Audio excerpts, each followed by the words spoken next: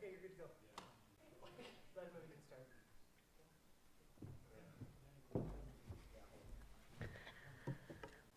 Hello, everyone. Everyone has migrated to this side of the room. That's great.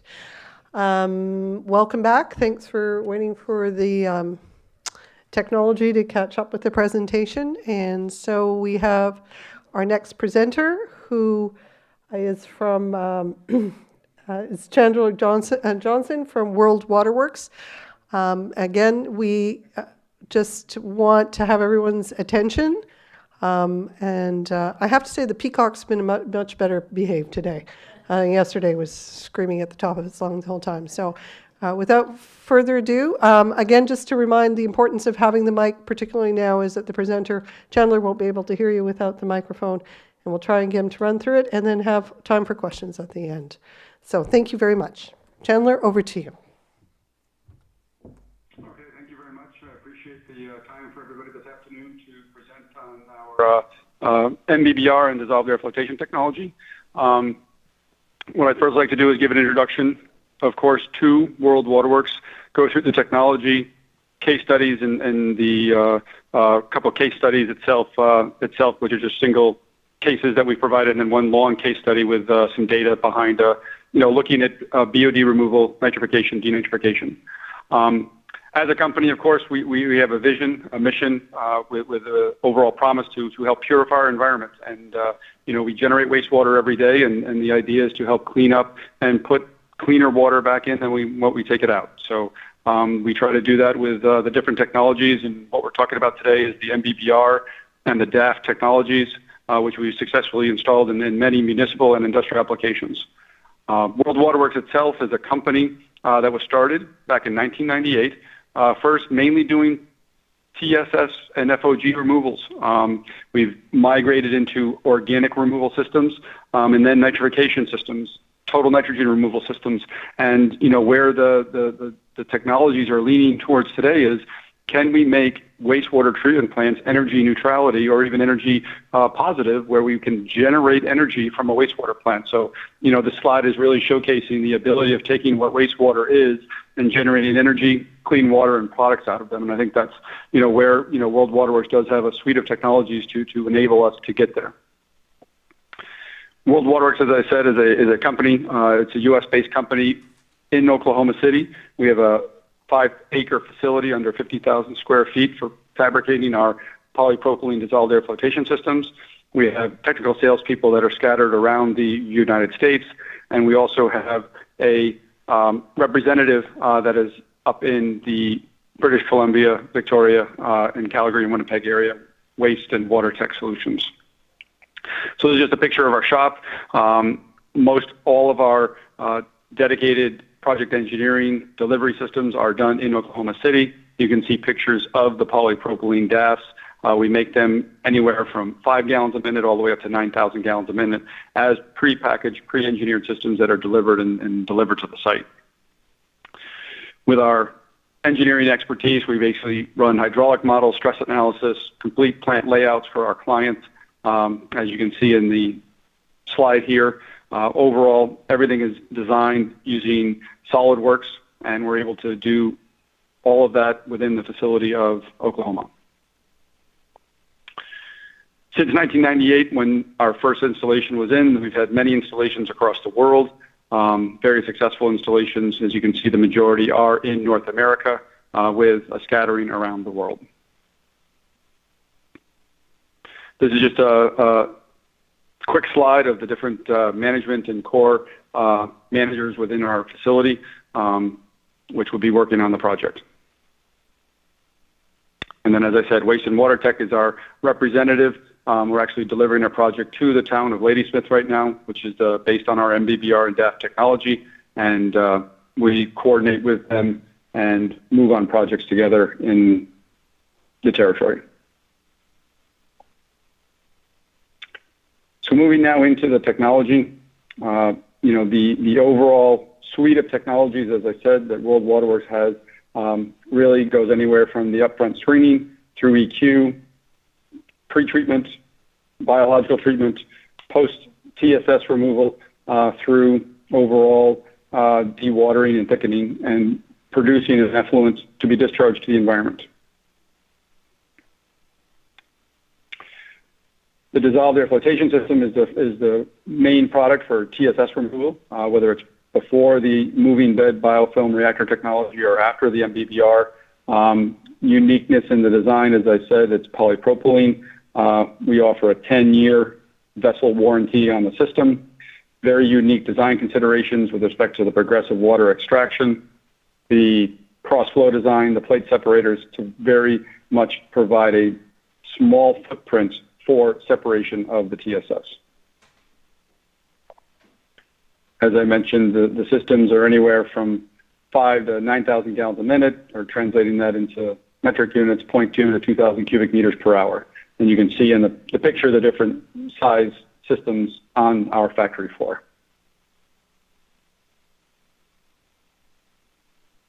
Overall, because of the design features of the dissolved air flotation system, our overall dissolved air flotation technology is definitely a lot smaller than conventional gravity clarifiers and even a conventional dissolved air flotation system, which, when you're doing a greenfield plant, minimizes the overall footprint for a facility.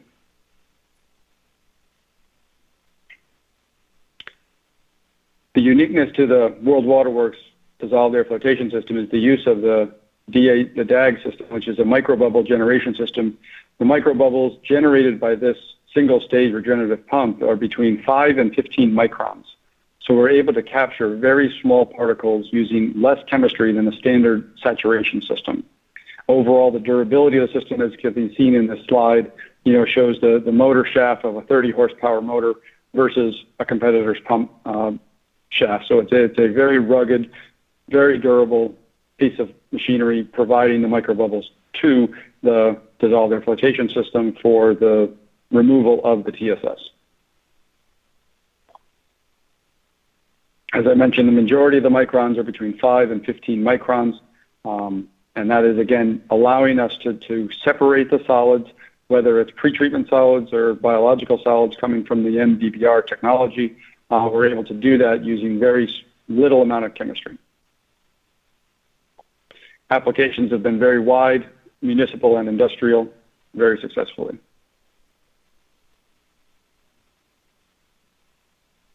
Switching to the MBBR, in order to meet whether it's BOD removal, ammonia requirements, or total nitrogen requirements, we're looking at using the moving bed biofilm reactor technology. The MBBR technology has been in the marketplace for over 25 years. I myself have been working on the technology for over 20 years. I've installed over about 150 facilities, ranging from anywhere from 50,000 gallons a day up to 80 million gallons a day for BOD removal, nitrification, denitrification. The robustness of the MBBR makes it a very simple technology for operations. It is a flow-through system, so the water comes into the reactor, the bacteria grow on the media, degrade the BOD, the ammonia, the nitrate, whatever and how the system is designed, and the effluent flows to your solid separation unit, which in this case is your dissolved air flotation technology, and allows us to have very good overall treatment and solid separation. The other internal components are the aeration system and the screens, and we'll see a couple of the pictures for that. As the systems are designed, they can be designed for future capacity and future treatment. We can add more media in the future for allowing for an increase in load. We can add additional reactors for doing nitrification or even denitrification. So, overall, there's a lot of different ways the MBBR technology can be applied to specific facilities. And, as we've looked at the overall facility here, it's really looking at multiple different process trains, multiple different reactors, and growing with the system as the system starts to increase. And we'll see a few slides on that later. Of course, from a designing standpoint, we have both process and mechanical designs. The mechanical aspect is to pretty minimize the operator maintenance requirements. You'll see pictures of the aeration system and the screen. systems that have been installed for greater than 15 years have not had any requirements for replacement or maintenance itself on the aeration systems, on the media retention screens, or even the media itself. So you have a very robust, very minimal maintenance, treatment system that gives you the high quality treatment day in and day out. And from a process standpoint, which is the main crutch of our design, it all depends on the effluent requirements, whether it's BOD removal, whether it's nitrification, or even denitrification. So from an operation standpoint, as I mentioned, it's a flow-through treatment system. Wastewater comes into the reactor. What's depicted on the left-hand side is the aerobic reactor. The aerobic reactor provides air, just like we breathe oxygen. These bacteria require oxygen for doing their jobs. They degrade the BOD, the ammonia in this case, the sloughed solids, the solids that are generated from the degradation of the organic matter, go through the media retention screens to either the solid separation step or the next reactor. The right picture is depicting an anoxic reactor, which is where we would do denitrification. If we were doing denitrification, we're using a flat panel screen, so it's a similar screen to the circular screens in the left picture. However, because of the turbulence and the mixing energy provided by the side-mounted mixers, we have a flat panel screen in that reactor. So those are the two main differences between the aerobic and the anoxic, is the fact that you have a flat plate screen versus the tubular screens, and then the blowers are used for the aerobic reactor, and the side-mounted mixers are supplied in the anoxic reactor for the turbulence to keep the media suspended in the reactor. This is just showing you a picture of the durability. The two pictures on the left-hand side are from a project I worked in a refinery that was started up in 1996. And the middle picture is actually what the media looked like after 11 years of operation. Still able to maintain a very good biofilm in the middle of the media, and overall the media itself is very durable, going to last greater than 15 years, and that facility is still operating with the original media that's in the system. And that's really what the goal is for the technology, is to provide a very robust and minimal maintenance treatment system. This is just another picture of the aeration grids. It's a fixed in place medium bubble aeration diffuser. Because of the enhancements of the transfer efficiency, overall energy usage by an MBBR treatment system are very comparable to conventional activated sludge because of the enhancement of oxygen transfer, the bubbles in the reactor with the media circulating in the system. I've done more than a half a dozen clean water tests to demonstrate the transfer efficiency of this particular aeration system. And, again, when you compare it to a standard conventional activated sludge system, overall energy usage is very comparable. These are the media retention screens. Pictured on the left are the circular screens and an aerobic reactor. On the right-hand side are the flat screens if you were to have a denitrification or anoxic reactor. All of the stainless steel screens, all of the aeration systems are all made at a minimum of 304L stainless steel. Another very, very big benefit to the MBBR technology is the ability to grow. A facility could easily build infrastructure, which means tankage, for a future flow, but then only put in media, which is your ability to supply surface area to the system over time. So you might have an initial flow and load that you provide enough surface area for, where in 5 years, 10 years, you're able to increase your flow. You add more media and maybe an additional compressor or blower that's going to supply the air for that particular flow and load. So we can easily take the infrastructure that we've built many years ago and add additional surface area to the system while it's required. This slide is it's kind of an outdated slide now with 2009, but shows you the large amount of facilities, both municipal and industrial, that do use the MBBR technology. It is a very well-established system. And again, for how to apply the technology, this is showing all of the different applications of where the MBBR technology can be and has been applied. It even goes to a standpoint of how one facility can even grow with the technology. If we only needed to do BOD removal, we can easily design a system to provide BOD removal. Whereas if we needed to start the nitrification requirement, meet an effluent ammonia, we may be able to add an additional reactor to that, or again, from an infrastructure standpoint, build that into it now, only supply the immediate volume required for BOD removal. Once the ammonia requirement is established, we can add that media and extra blowers to meet the ammonia removal. And the last one is really denitrification. You can easily add a denitrification reactor to allow us to remove the nitrates, put a recycle pump, a lot of different ways to be able to manipulate and design the MBBR for current to future requirements. And again, this slide is just showing the different application areas where the MBBR technology has been provided. World Waterworks installations. This is a select sample of World Waterworks installations that are around North America. A lot of the systems are, industrially speaking, the town of Ladysmith, the two systems in Alaska, the Hawaii systems, and the Midwest City system, Plainwell, are all municipal type applications, doing anywhere from just BOD and TSS removal to complete total nitrogen removal. So that summarizes the MBBR and the dissolved air flotation technology itself. Going into a couple of the case studies, these are single case studies that we have provided relevant to nitrification and BOD removal facilities. This is a nitrification of a poultry plant that is actually discharging to a local municipality that was discharging 75% of the high load of BOD and TSS and ammonia to the existing facility, having to pre-treat. So this is a two-stage system in series that was installed to treat the BOD and the ammonia prior to going to the municipality. And the effluent now surpasses all requirements for meeting both BOD, TSS, and ammonia going to the municipality. This is a system in Utah for a single-stage system, which is only carbon removal. Again, the ability to grow into a system. They're treating roughly 150 cubic meters per hour.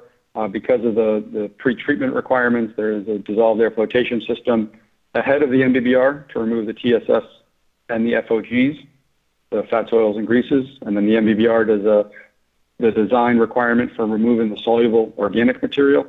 And the secondary DAF removes the effluent TSS leaving the MBBR. And then the last single case study we have before we get to our municipal case study is the town of Batesville, which is actually a reuse facility. This is a poultry plant that actually reuses over 50% of the wastewater that is treated once it goes through ozonation and multimedia filtration is reused within the plant. And it is done using a single-stage DAF, a two-stage MBBR, and then a final DAF system. The picture down on the right-hand side shows you the raw wastewater, primary DAF effluent, and the final effluent out of the secondary DAF. We're able to meet less than 2 NTU out of the secondary DAF because of the degree of treatment we're able to provide. The city of Midwest City is our long case study. This is a almost 40,000 cubic meter per day treatment facility. That was a conventional fixed film treatment plant. It was a rotating biological contactor plant. And in the slide itself, you can see all the rotating biological contactors pictured in white. They had primary clarifiers, secondary clarifiers. They were only meeting BOD removal using those RBC systems. What's in the plot of land in the tank that's being built to the north on the page is the new MBBR treatment system. It is a 6-stage system with pre-denitrification, BOD removal, and nitrification in 2 process trains designed for the 40,000 cubic meters per day. Hydraulically, this is what the flow pattern looks like. They have fine screens, grit removal, primary clarifiers. As I said, for the nitrogen removal component of the design, we have 2 anoxic reactors, and then 4 aerobic reactors, an internal recycle, and takes the nitrates, that are generated from the aerobic system, brings them back and combines with the primary clarifier effluent with the carbon and allows us to get the denitrification. And then the effluent flows to secondary clarifiers and disinfection before being discharged from the facility. Overall design values is have a BOD of less than 10, ammonia less than 2, and an inorganic nitrogen less than 6. And the designs in U.S. units per million gallons a day were 7.6 on average, 10.2 million gallons a day, and the peak summer hydraulic of 16 million gallons a day. Internal recycles and airflow rates are also provided.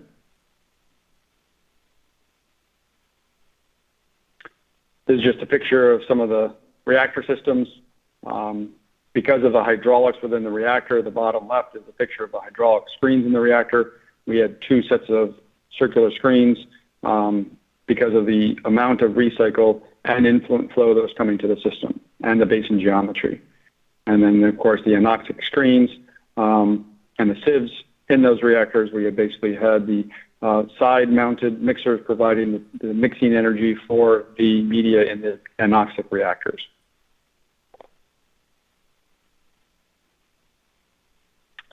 The performance test that was conducted on the system back in 2014 was demonstrated based on the actual design load to the system. And these graphs are showing just on average what the overall average flows and internal recycle flows for this particular graph were seen through the system.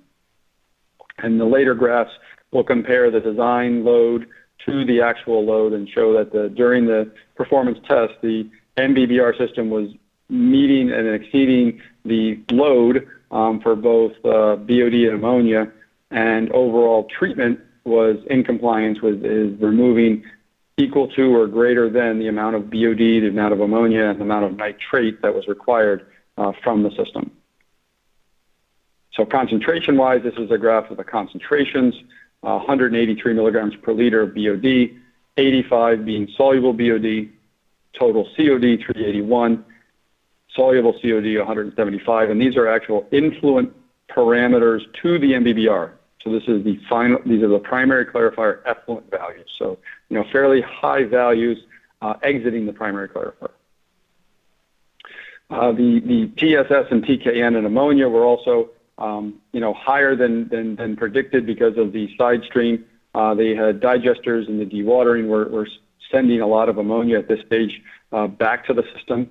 And as you'll see, that was a reason for the excess ammonia load to the system. But overall, the system was able to handle the increase in load very efficiently. So we did analysis of total and soluble CBOD5s through the system. This is the effluent parameter out of the final clarifier. Soluble CBOD5 was on average of 4 milligrams per liter, and then the total BOD5 was an average of 16, which is when you count the effluent TSS. So from a loading standpoint, on this graph, this is the BOD and the TSS load. During the performance study, the blue line represents 4,072 pounds per day per process train, and on average, we were seeing 3,977 pounds per day. So we were within 95% of the overall load to the system. The TSS load was slightly lower. Instead of 2,400 pounds per day per train, it was seeing only 1,400 pounds. On the ammonia and TKN side, the TKN was designed for 819 pounds per day, and we saw on average 986, so a significant increase in TKN load. And ammonia load was 665 pounds per day as a design, and its average was 763 pounds per day. So these last two graphs represent the influent loading to the system, and then the remaining graphs here are going to show you the performance of the system.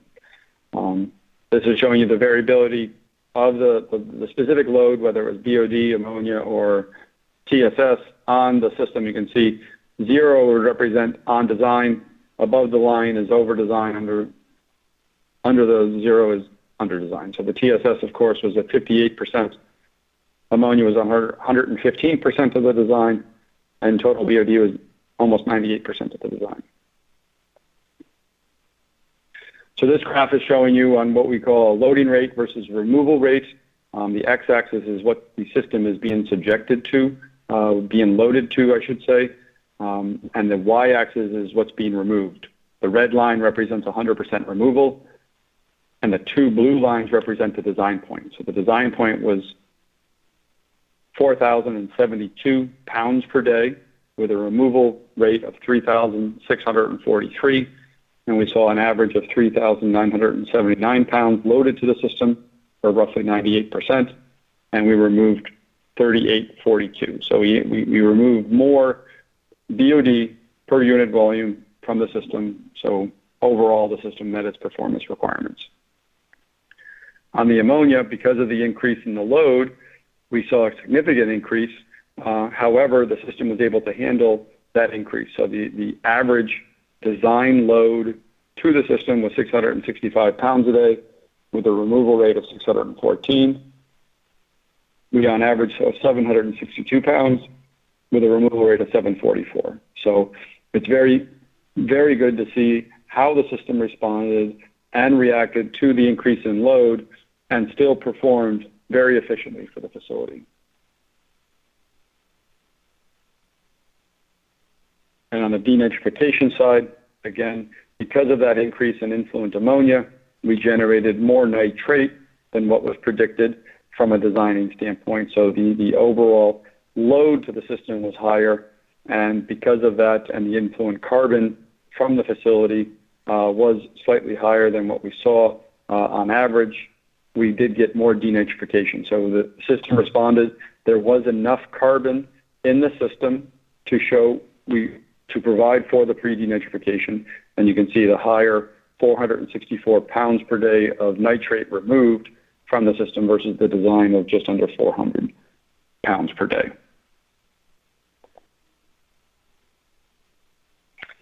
In looking at the overall design options that we have looked at for the Westside Solutions facility, and looking at how we would stage and how we would design a MBBR DAF treatment solution, this is one flow diagram to look at with respect to meeting just BOD and TSS removal.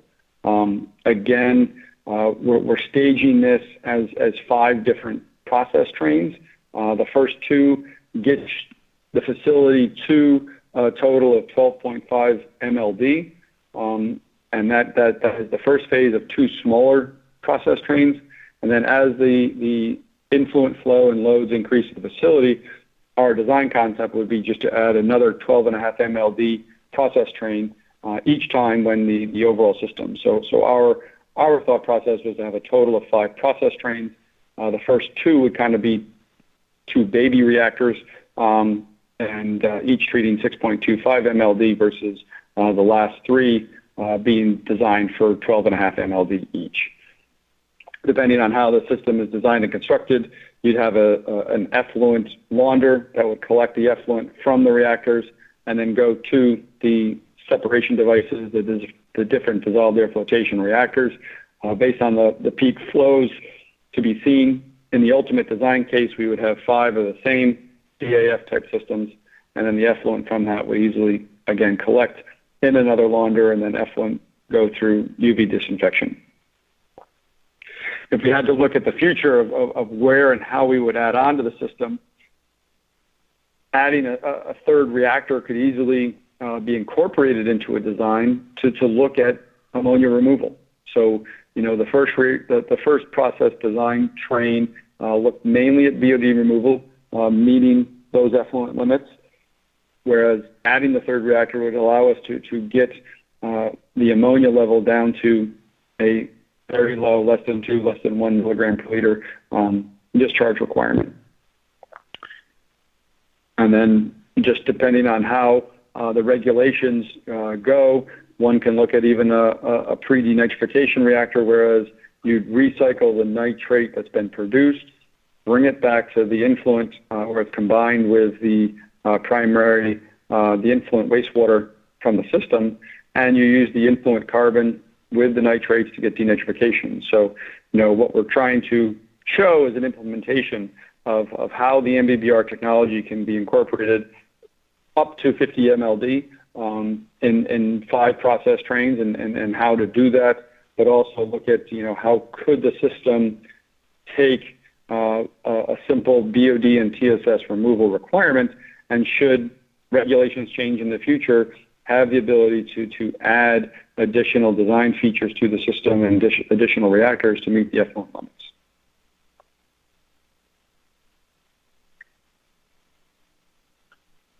So that kind of summarizes our presentation based on presenting, the information on us as World Water Works, the dissolved air flotation and the MBBR technology, our case studies, and our design concepts and thoughts of preliminary thinking for looking at what a 50 MLD type treatment system will look like, specifically just for the MBBR and the DAP at this stage. But of course, screening, grit removal, UV disinfection, things like that still need to be designed into the overall design, but that was not part of what we were going to present today. And just to reiterate, World Water Works, has a customer-centric, foundation of ensuring the systems will always work and never walking away. That is one of our pride and joys of the company, is the fact that we have 100% referenceable facilities, and that, the systems do work and they meet their performance requirements. Thank you very much, and at this Chandler. stage, that's what I have. Sorry. Thanks, Chandler. Yep. I'll just ask here in the room if there are any questions people would like to ask. Actually, it's not a question. Hi, Chandler. Great presentation. Hello. By the way. I'd just like to introduce myself. My name's Deirdre Moran, and I work with Waste and Water Tech here in Victoria. As Chandler mentioned, we're their local representatives here. So we're in Victoria, we're local, and we're here to support them as needed. So if you do have any questions, you can contact me as well, as I'm right here, and Chandler and I talk often. So thanks, Chandler.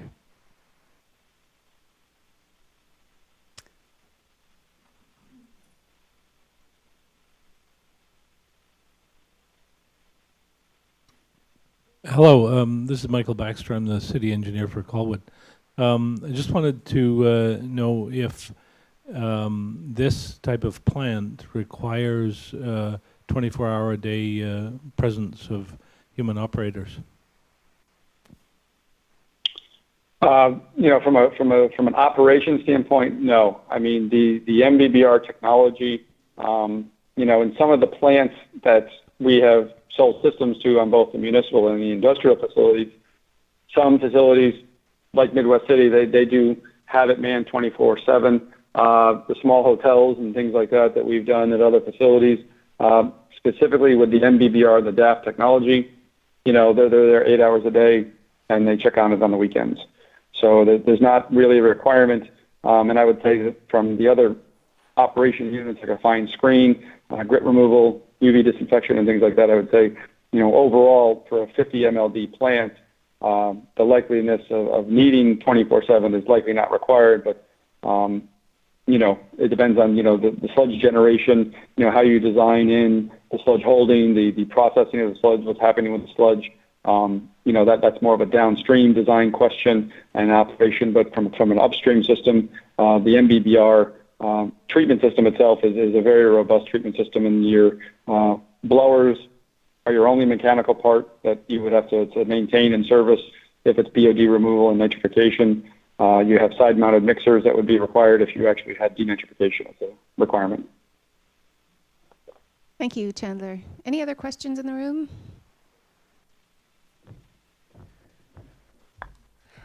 So I want to thank Chandler for his great presentation, everyone.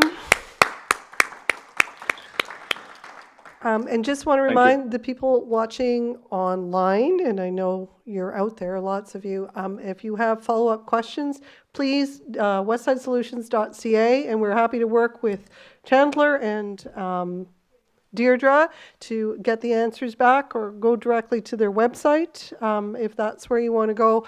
Unfortunately, we didn't have the ability to do interactive that way, but please Please make sure you do that. I just would also like to remind people the roundtables start next Wednesday. There are 3 sessions. We have a few limited spaces left to have a more robust conversation about what some of the criteria is we're going to use to move forward on this. So again, go to the website and sign up for that. Moving forward, we have 1 more day left. We've had great information. And just anecdotally, I'm speaking to someone who had to leave early, but who had no pre-knowledge of sewage treatment. She's a librarian. Was really fascinated by all the things she's seen over the last couple of days and all the possibilities and sort of myth busting that you and the other presenters have done to show that sewage treatment doesn't have to be a dirty word. So thank you very much. I would like to invite Councillor Chong from the City of Colwood to come up and just officially close today's session and encourage people to come down tomorrow for the final day of Innovation Days. And if you can't make it or your friends couldn't make it, remember this will be all the presentations will be able to be downloaded online, and we encourage everyone to look at these and as we move forward. Thank you. Thank you, Christine, for the introduction. Again, my name is Loha Chong, Councillor for the City of Colwood. I just wanted to close off the wastewater treatment dialogue today by thanking all the presenters for coming here and providing possible solutions to a very complex problem we have here on the West Side. I also wanted to thank everyone physically present in the room for participating and asking very thoughtful questions, and of course everyone online for taking the time to watch us live. And again, just a reminder that tomorrow is the last day for the dialogue, and I encourage everyone to join us here at WaterReuse. And if the location isn't enough to persuade you, we also have tea, coffee, and refreshments. Again, thank you everyone for your involvement. Your participation really does matter.